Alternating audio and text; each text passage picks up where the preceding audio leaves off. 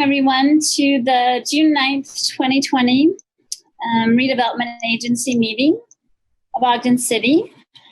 Let the record reflect that all board members are present with the exception of Board Member Nadolski. So the first thing on our agenda is approval of minutes of February 11th, 2020, and I believe Board Member Hyatt has said he has read those. Yes, Chair, I have read those and found them to be accurate to the best of my recollection, and make a motion that we approve the minutes. Second. Oh, so that's thank you.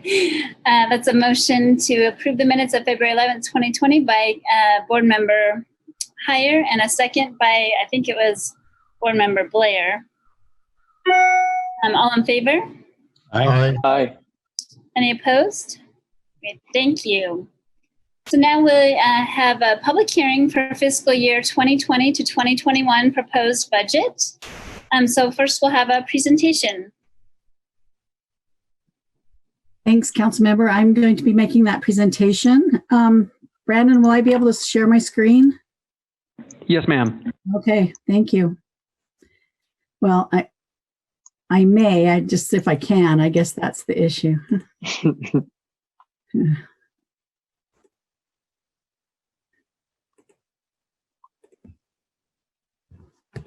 that look all right? Looks great. Mm-hmm. Okay. So we're here to consider, you are here to consider the Redevelopment Agency 2020-2021 budget.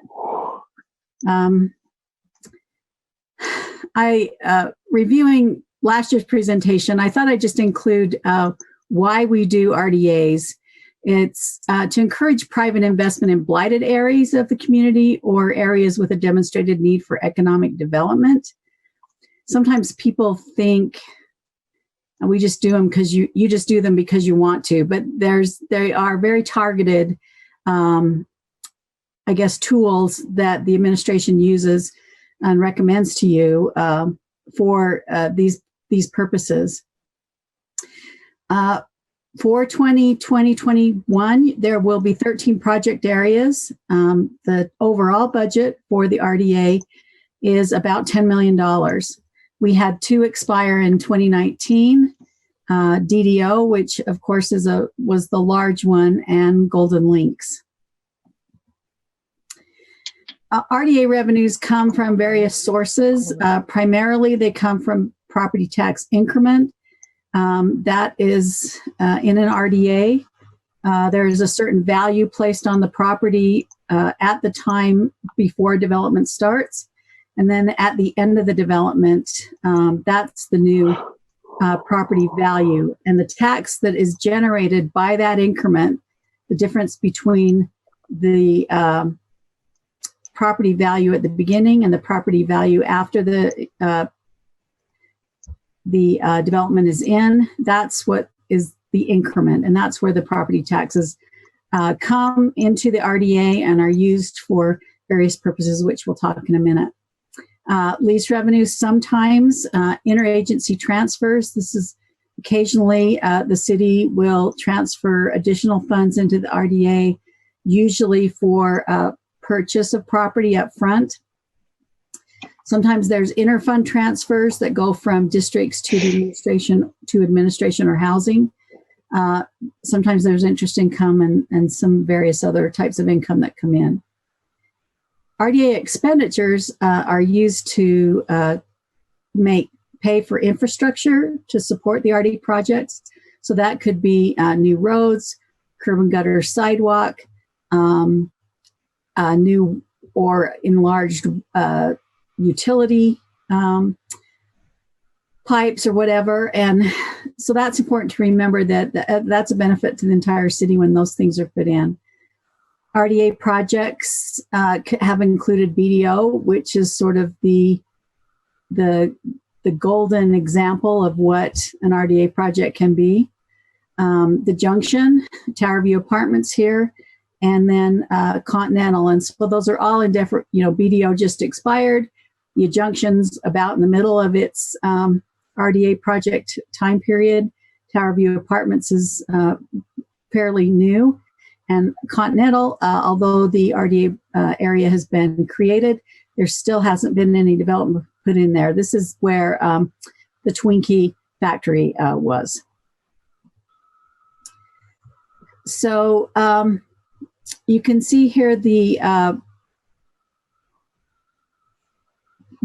the project areas as compared to last year's budget, the FY 2020 adopted budget, and the proposed 21 budget. And you can see there's some significant decreases. There are still some funding left in DDO, and that's because sometimes there's a lag in property tax payment. And here's the remaining project areas. So you can see that there's a significant decrease from last year's budget to this year's budget. And that's a lot to do with the expiration of those RDA areas, particularly DDO. The administration, the RDA pays the city for administration costs. Those were increased this year, mostly because there were funds available to do that. I think in the past, they've estimated that the services that are provided by the city to the RDA are somewhere in the $300,000 a year range. And so you still see that we're still only paying, the RDA is still paying only a portion of those. You have the revenues from the RDA project areas themselves. Again, those are down significantly. And then revenues to the housing, the housing fund is down slightly. So the overall budget is down almost 38%. And that's primarily to do with, like I mentioned, the expirations of the DDO and the other RDA.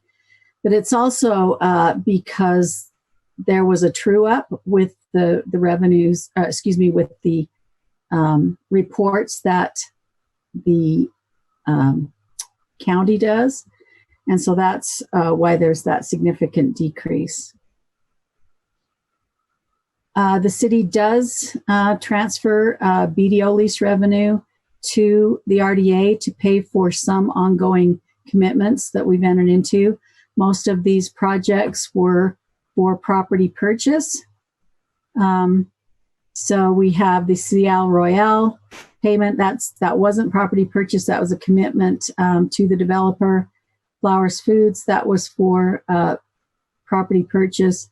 Junction bond repayment, obviously. Hoffman Cleaners is a property purchase. Quality Neighborhoods is money that the council has appropriated over the last 5 years. And so this is almost the last year. And then DL Evans and Golden West loans are both for property purchases. So there's no new money from BDO going to the RDA. So with that, that's the RDA budget. Not too interesting, just like the city budget because of the issues. And so unless there's any questions, the recommendation from the staff is to adopt the resolution and the budget.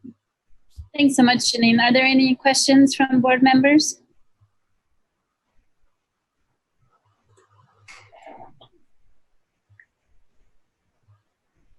I do have one question, and please feel free to interrupt if other people have questions. Janine, where do those administrative costs go toward? Is it particular salaries or? Yeah, it just goes to, so a lot of the CED staff also works on RDA projects. So it's sort of a sharing of those costs for the staffing to the RDA that comes from CED. Great, thanks. Any other questions? And they also cover like accounting and HR and all of those other things as well. Yeah, kind of like the water. Exactly, yeah.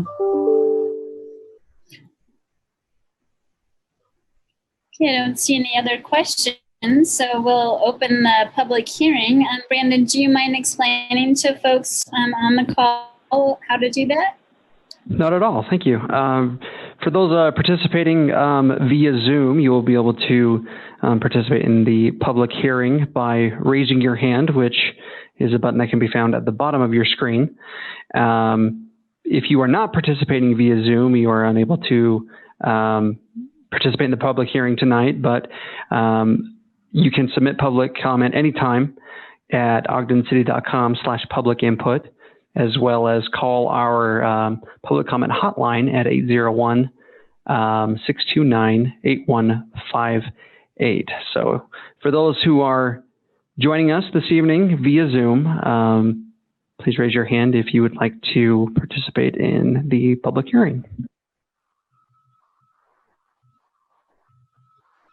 Angel Castillo, you are the first to talk. You have 3 minutes. Thank you. Angel Castillo, Ogden resident. I have sat through all the Zoom work sessions as well as the city council meetings, and I've all heard you echo that an extremely conservative approach should be taken with this year's budget as we have so many unknowns with COVID-19, and I applaud you for that. And while I do in general support and understand the need for RDA expenditures, it's that conservative lens that I'm asking you to look at the RDA budget with, especially as our general budget is neglecting a critical portion of public safety, the step increases for our police department. Do you really think that it's not, at the very least, appropriate to find the funds to grant a 1% increase for OPD when there's almost $8.5 million for the RDA community economic development budget? And the business development portion of that alone is $4.3 million and change. Do you really think that purchasing property and offering tip is appropriate right now when we need about $1 million to make the 1% step increase to pay into pensions and keep us from falling off the wage cliff for our officers? I know all of you were at the candlelight vigil for Officer Lide. You were all at the memorial. You changed the city council Facebook cover page to show all of you holding a banner thanking him for his service and his ultimate sacrifice. Do you not honor and hold all those other officers with that respect? Because if you continue to put purchasing property and investing in TIF during this uncertain time without giving our officers a 1% step increase, that is exactly what you're doing. Budgets are moral contracts with the community, and they tell the community where your priorities as a council lie. Are you going to put business development and purchasing property over public safety? I do not support this RDA budget as it stands, and I encourage you to find that $1 million for the 1% step increase, and the RDA budget is a place that can easily accommodate half of that, if not all. And remember that budgets are moral contracts with the community, and I'm asking you to please choose people and their safety over property. Thank you.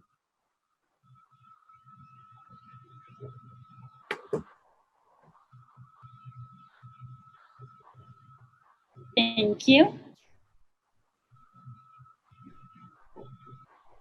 Harvey Day, it is your turn. You are limited to 3 minutes.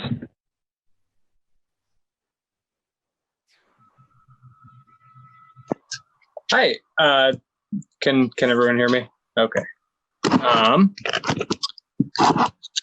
So thank you, Angel. That was a wonderful. I really enjoyed that. So I'm not very prepared, but I do want to talk about the budget of the Ogden City Police Department and how we might divest some of that $20 million into community support programs.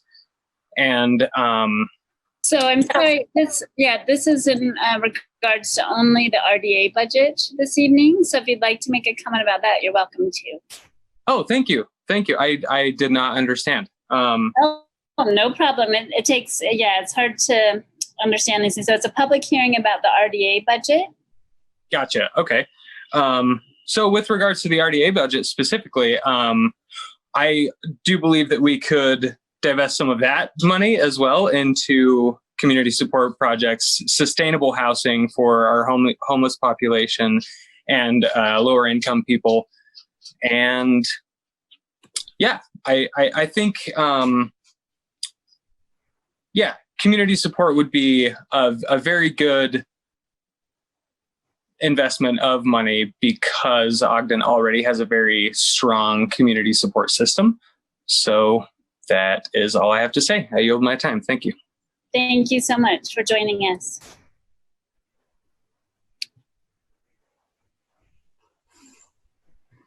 I don't see any other comments, right?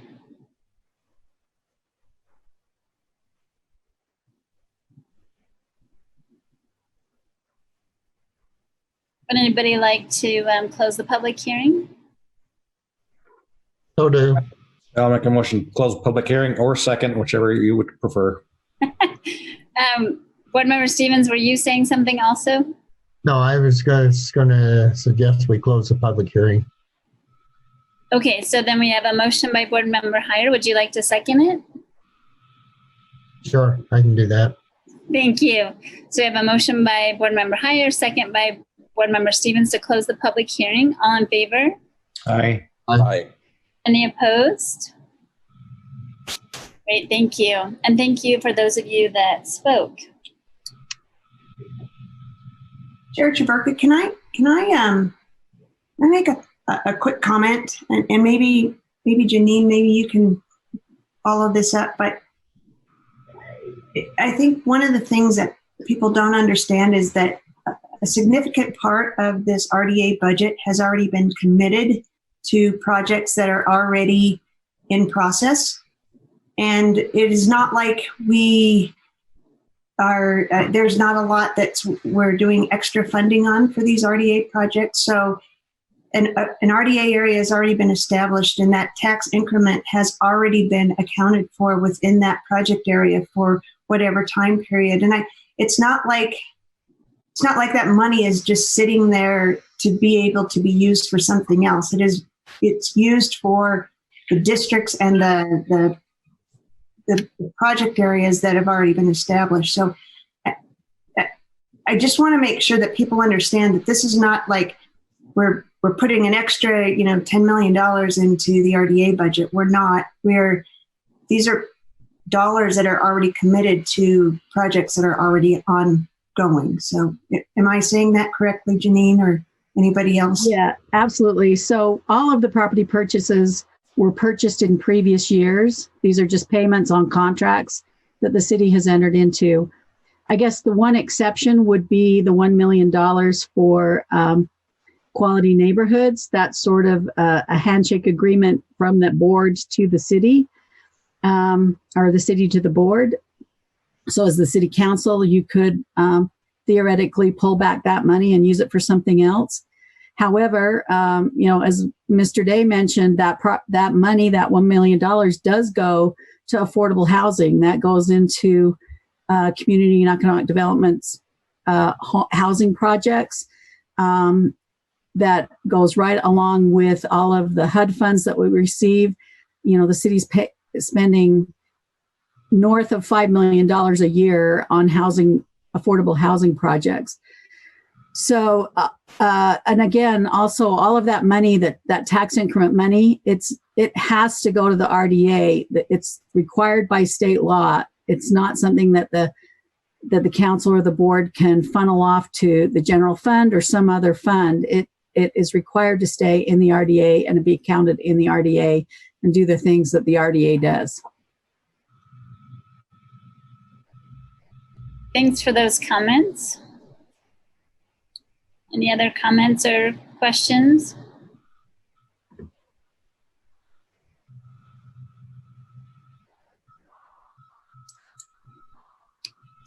Ready for a motion?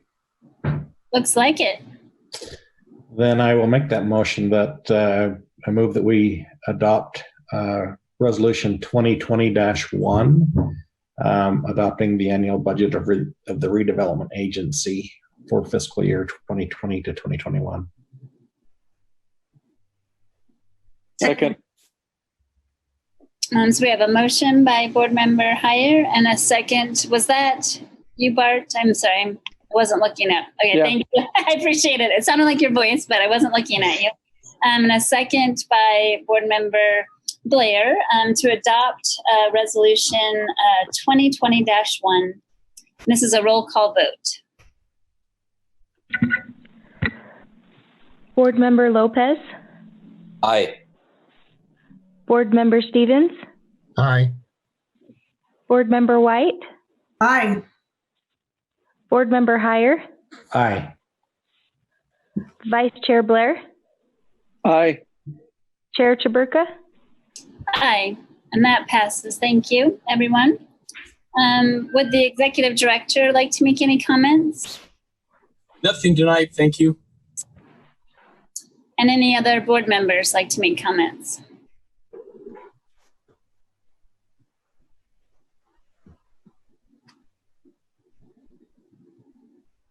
I'm seeing none.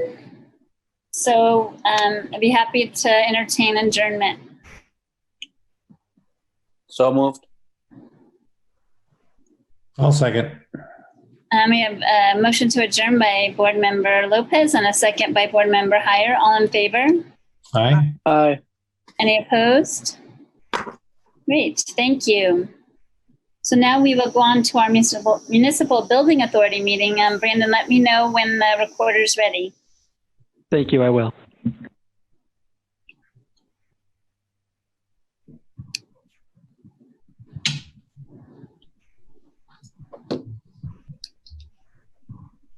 We are good to go. Thank you. Well, welcome everyone to the Municipal Building Authority meeting of June 9th, 2020. Please let the record reflect that all trustees are present with the exception of Trustee Nadolski. We are just having a public hearing this evening about the fiscal year 2020 to 2021 proposed budget. So first we'll have a presentation before the hearing. Thank you, Chair. Let me get presentation up.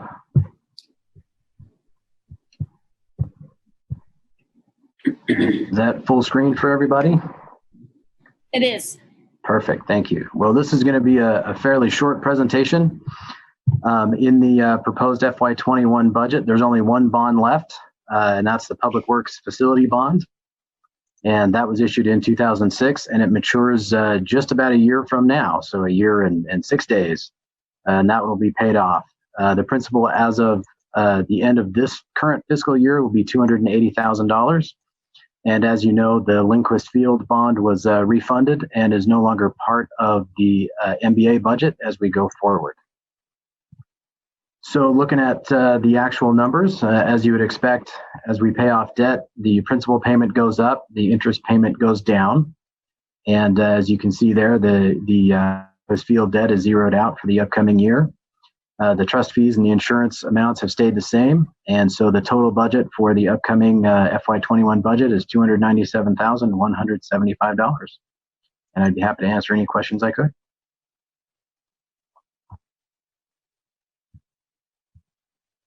Any questions or comments?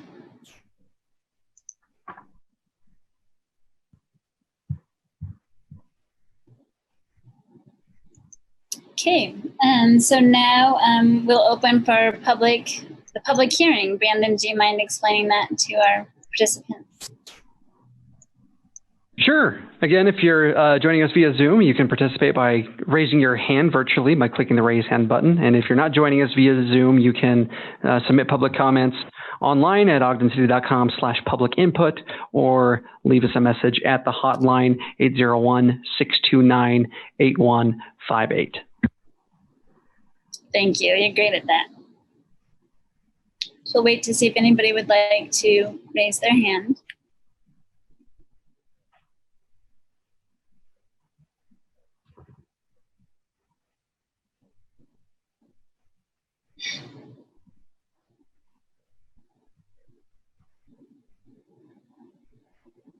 I'm not seeing any hands raised.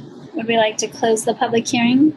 I also don't see any hands being raised, and so I'll make a motion to close the public hearing on this item. I second. So a motion by Trustee Heyer and a second by Trustee Lopez to close the public hearing. All in favor? Aye. Aye. Any opposed?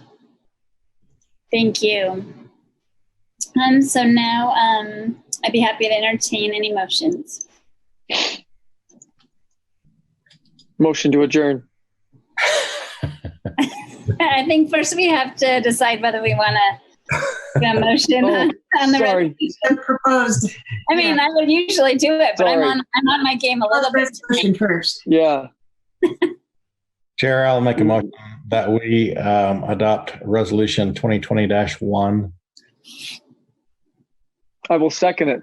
Thank you. And we have a motion by Trustee Heyer and a second by Trustee Blair to adopt proposed Resolution 2020-1.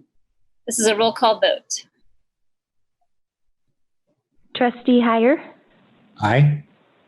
Trustee Lopez, Aye.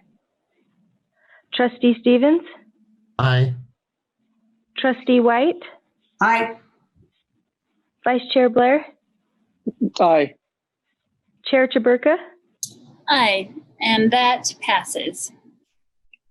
Would the president like to make any comments? Nothing at this time. Thank you very much. Thank you. And any trustees? I see none. Would you like to do that motion again, Vice Chair Blair? Yeah, I'm pretty excited about it. Motion to adjourn. Second. We have a motion to adjourn by Trustee Blair, a second by Trustee White. All in favor? Aye. Aye. Aye. Any opposed? Great, thank you. So now we will go on to our special city council meeting. Brandon, let me know when you're ready. When you're both ready. Will do, thanks.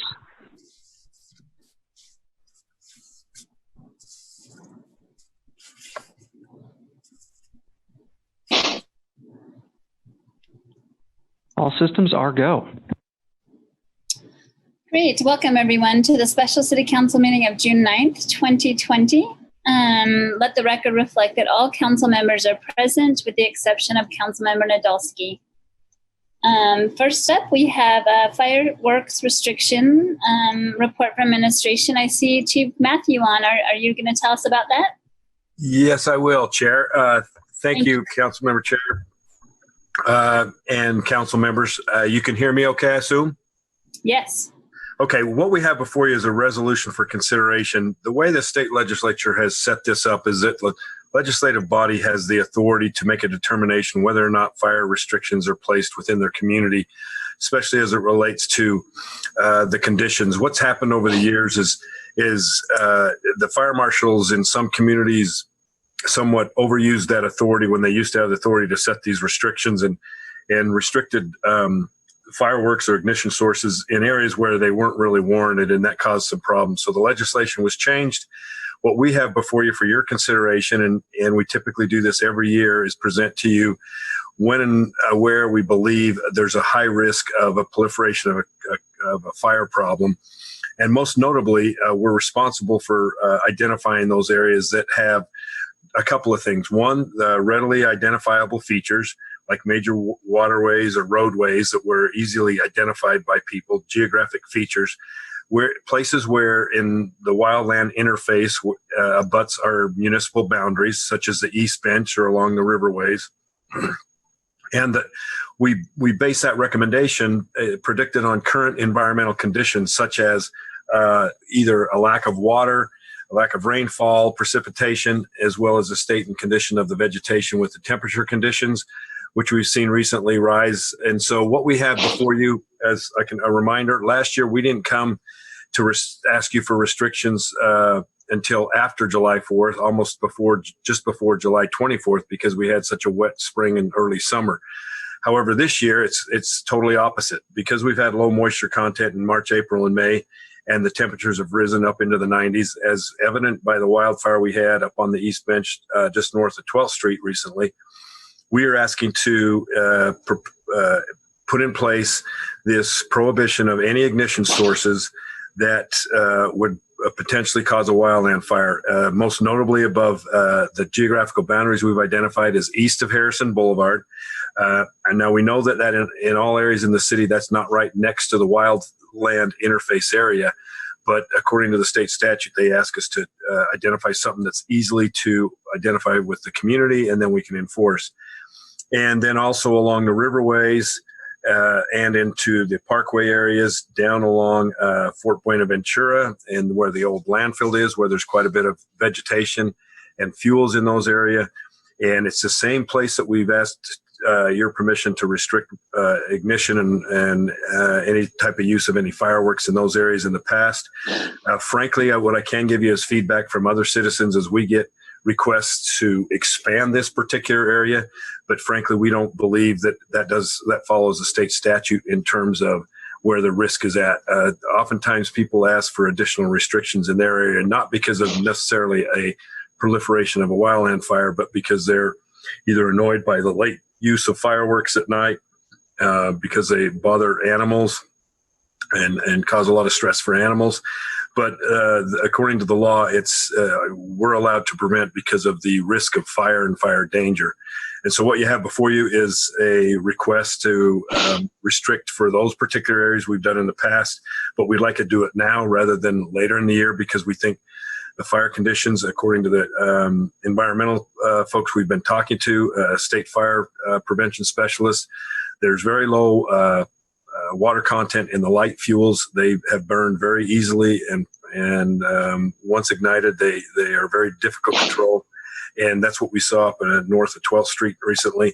The heavier fuels in the trees, they still have some moisture in them, but still there's plenty of light fuels on the grounds that warrant recommending this restriction because of these current conditions. So we've got a map submitted, and what we're asking for is for the ability to restrict now until September 20th, unless other conditions change. For example, if we do have lower temperatures and a lot more moisture throughout the summer, which currently is not in the prediction and long-range forecast, then we might change it, and we would pull the restriction when the environmental conditions warrant that change. So does anybody have any questions, concerns?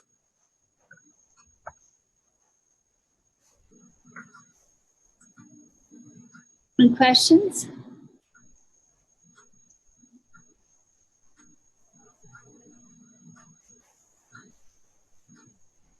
I'm not seeing anybody move. Thank you so much, Chief Matthew. And Council Chair, one other thing I would like to mention is that very much appreciate you and council staff getting this on the agenda quickly. We're strategizing on some ideas on how we could bring this to you maybe annually at a set time, or just knowing that if the conditions warrant it in early May or June, we can hurry and get on the agenda so we can deal with this as promptly as possible for your consideration in the future. And I thank you for your help with that. You bet. Thanks to the staff for that. I'd be happy to entertain any motions. Here, I'd be happy to honor the chief's recommendation by making a motion to adopt Resolution 2020-14. I second it. So I have a motion by Councilmember Heyer and a second by Councilmember Stevens to adopt proposed Resolution 2020-14. This is a roll call vote. Councilmember White. Aye. Councilmember Heyer. Aye. Councilmember Lopez. Aye. Councilmember Stevens. Aye. Vice Chair Blair. Aye. Chair Chaburka. Aye, thank you. That passes. Thank you again, Chief Matthew. Thank you, Council Chair and council members, for your support. Thank you, Chief. And next on the agenda, we have written public comments. And this week I looked over those. Let me just pull them up here. Not sure if any other council members or the administration would like to respond. All three of them are related to police and the budget and possible police reform generally for the city. Some of the comments were asking about cutting funds from the police budget and going toward other kinds of social supports in the community. Also recommending a citizens review board. One recommends sending some money to the schools, etc. So I'm not sure if anybody would like to respond to those.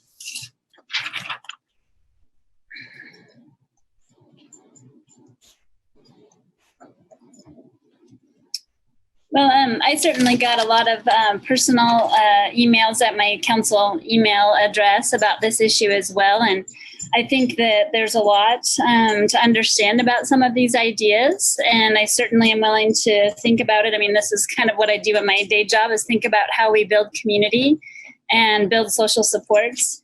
And I certainly want to support the police department in helping to deal with some of these social issues that they aren't necessarily meant to deal with as well. So I'm definitely interested in reading more about it and learning more about it as we move forward. Chair, please go ahead, Councilmember Lopez. If I can just add to that, I also received a number of emails. I think we as a council received a number of emails that talk about the same topic. And also, just for the record, outside of the municipal building right now, there's I don't know if we can call it a protest. I don't know if it's a protest or just an assembly. Ralph Price sent some pictures. There's probably, I don't know, it looks like it's close to 60 people or more, mostly young students, it looks like. And again, it's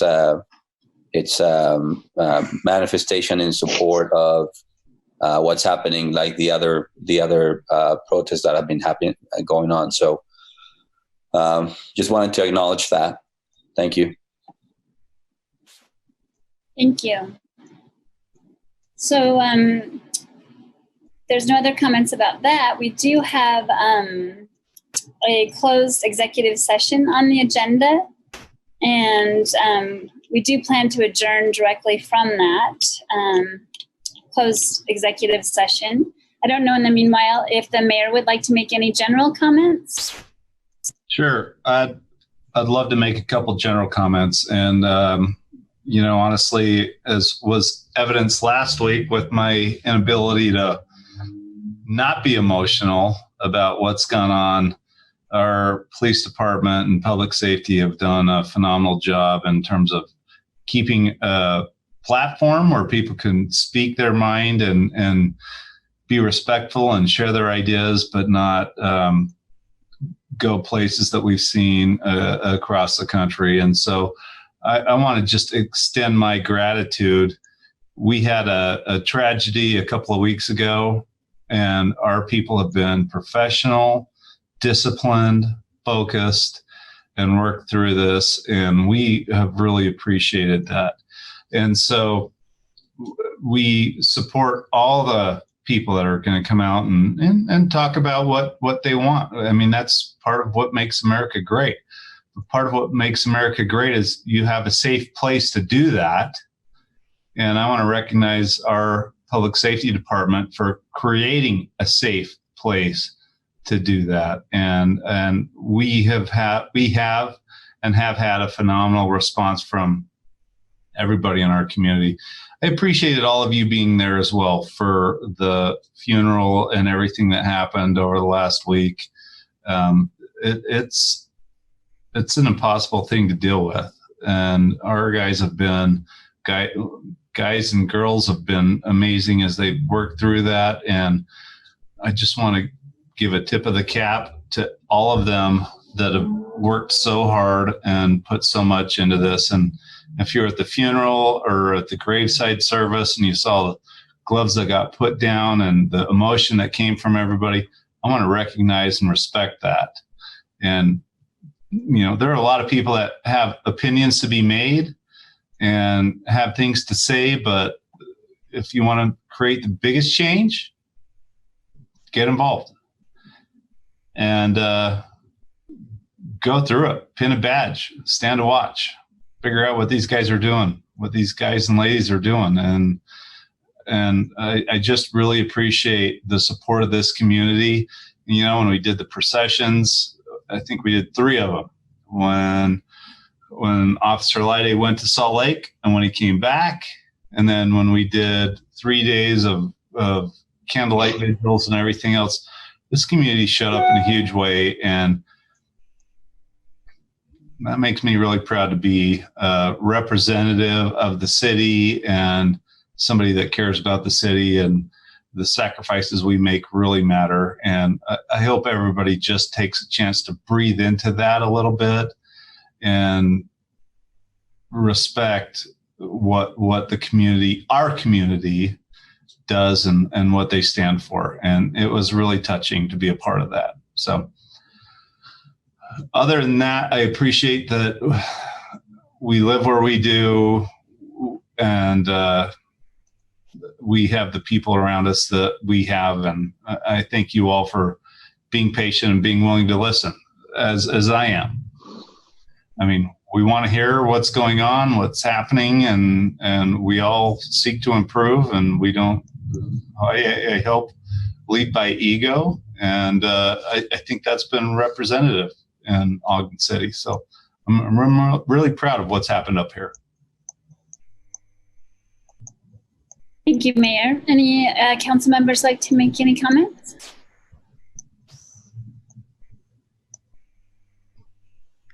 I have a somewhat not quick comment. I too echo what the mayor says. I couldn't be more proud of Ogden and Ogden's community, and being at Officer Leide's funeral and vigil made me really proud.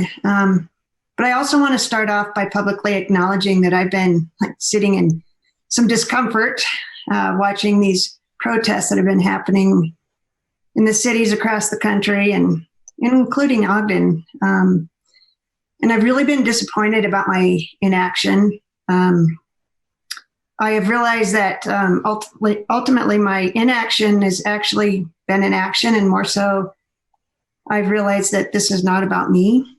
My engineering brain has made me think about Newton's first law that says every object will remain at rest or in uniform motion in a straight line unless compelled to change its action of an external force.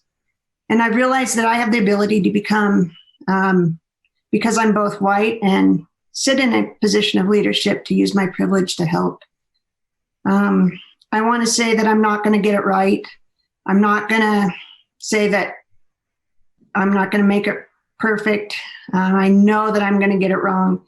I know that I'm going to disagree with some, and I know that I'm going to agree with some. But we need to move from Newton's first law to Newton's second law that says acceleration is directly proportional to the net force exerted and inversely proportional to the object's mass. We need to get that mass moving.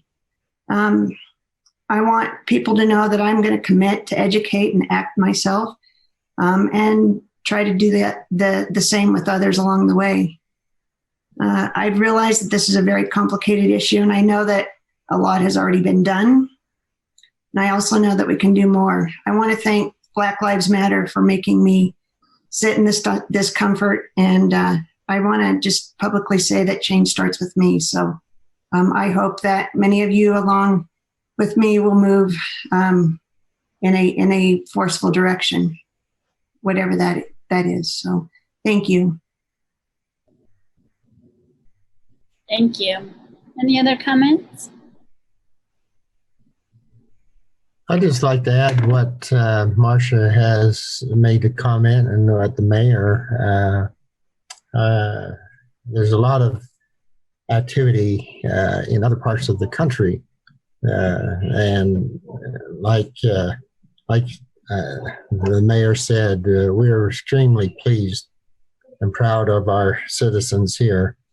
I was sitting in the funeral on Saturday, and I heard the mother of Nate portray a young man that had his desire to serve not only his family but also the community. And she says Nate was caring, loving, amazing, strong. Along with that comes valor, honor, integrity. Nathan stood for what was right. And I think that's what we need to do, both community and as public leaders and as administration. We need to find out what is right and do that. Then she said, I hope we can each spread love, light, tolerance, and kindness. Together, we can drive out evil in all forms. And so as the virus was commencing in our country and it has completely destroyed a lot of our opportunities of hundreds of thousands of individuals. I was at the Ogden City Newgate Mall, and I was astonished at the amount of businesses that have temporarily closed because of the virus. But as it became upon us, the main theme was, we're in this together. Well, we're in the same situation today. We're all in this together. It is also said at Nate's funeral, it says, let us remember Nathan's sacrifice and do what we can to keep this community as he would have wanted. Great. We all have an inventory. We all have a responsibility and a stake in this community. And Nate knew and saw the value of this great community. Martin Luther King said, darkness cannot drive out darkness, only light can. Hate cannot drive out hate, but only love can. We must continue on in this process, both administration, both as groups in the community, both as council leadership, both as council staff, and both as council members, to sit down and discuss the pattern by which we want to go forward. There will be some changes, may not be all the changes we want, but there are several words that came to my mind as we sit down and review the situation. Trust, understanding, talking, compromise, togetherness, listening, patience, transparency, willingness to find a solution to a problem. I've heard and I have paid much interest to the concept of Black Lives Matter. And I think that has a goal and that we must listen to. But also I'd like to also suggest that life matters. And that includes all of us. If we all live here upon the earth, we all live here in this great community, we all have life matters to all of us. And that's what I think we need to achieve as a group and as a city. So I would admonish those groups that I've mentioned to come together and formulate some process by which we can move forward from this, so that Nate's sacrifice was not in vain. Nate's service is now moving in a positive direction. And we as a city can do that. We as a community can do that. But it all depends on us and how we want to address it. So that's all I have to say.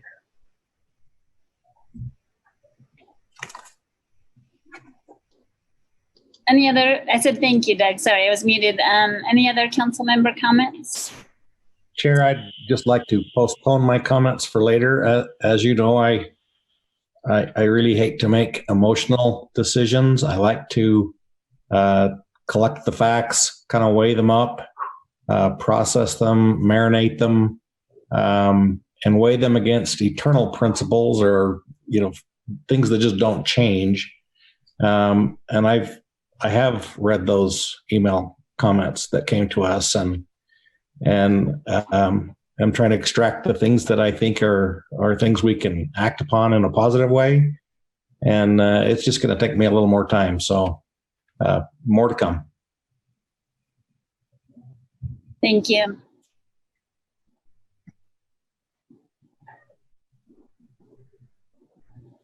Okay, well, with that, I would just, I really appreciate everybody sharing everything they've shared. And I felt the ceremony Saturday was very, beautiful and made me reflect a lot on just the service that we ask people to do in our community to put themselves in the position where they lose their life, in these situations. And I certainly don't wish that to happen again while I'm here. But I do think that, I really appreciate that many of you are talking about reflecting and thinking about what these, what some of these challenges are that people put in front of us to think about. And I'm definitely willing to have those conversations. And I've thought a lot about, maybe I used to have for a while some like Saturday sessions, just talk to a council member. So maybe talking with some folks like that in smaller groups, obviously maybe electronically at this point, because I do think that sometimes people are sending out kind of a form letter, which I totally get that that's a way to get a lot of communication out to a lot of folks really fast, but not really understanding how our municipal government works or how the school districts are funded, just to really have these conversations to help people understand how it does work now. And not that I don't want to change that, but I think that would be helpful to then have those conversations, because then there might be some path forward. It's really hard when maybe the letter doesn't fit how things work and it's hard to kind of deal with. So yeah, I'm definitely willing to be part of those conversations and help to move the conversation forward a little bit more. So I think that's really what I've been hearing in many of these different forums lately, is that it's one thing to say that we'd like to address it or say that we care and we're reflecting about it.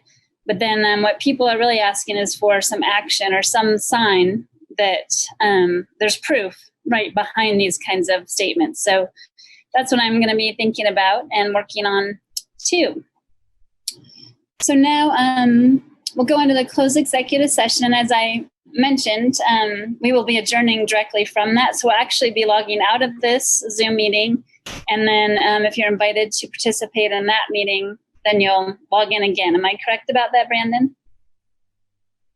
Yes, and those who are participating in the meeting received an email at 4 p.m., with the details to join that meeting. And if you are participating in the meeting and don't have that information, please reach out and I will get you an invite.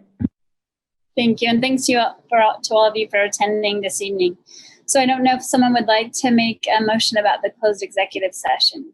Chair, I would make that motion that we adjourn into a closed executive session for one of the purposes listed in the agenda. Second. I have a motion by Councilmember Heyer and a second by Councilmember White to adjourn into the closed executive session. This is a roll call vote. Councilmember Stevens? Aye. Councilmember White? Aye. Councilmember Heyer? Aye. Councilmember Lopez? Aye. Vice Chair Blair? Aye. Chair Chaburka? Aye. Thank you. So now we will go into the closed session, and thanks for joining this evening.